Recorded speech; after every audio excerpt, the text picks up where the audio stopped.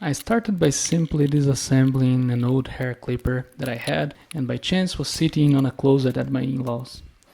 I took a screwdriver and started detaching all the screws. Suddenly I had this idea. Why not keep working on mobile stands like we did in class? I thought, maybe I can think of all different materials that make good mobile stands. And I kept disassembling the thing, and had my head fixed on what kinds of parts could be used to make a mobile stand. Maybe the covers?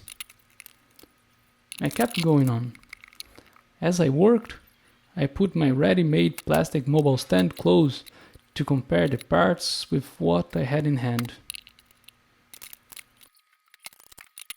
At some point, I noticed that the clipper guards kind of matched one another and could maybe serve as a support. I tried it once, I tried twice, but the thing really didn't stand. I then went to the other part of the assignment to see if dealing with the parts and naming them and categorizing them would open my mind to something else. There's a lot of plastics, lots of screws. At some point, my daughter came in and started playing with the clipper guards. She loves purple, managed to sneak the purple clipper guard. As she ran away, I remembered that she's good at seeing things in objects. For example, when she was playing with this, she said, "Mickey Mouse!"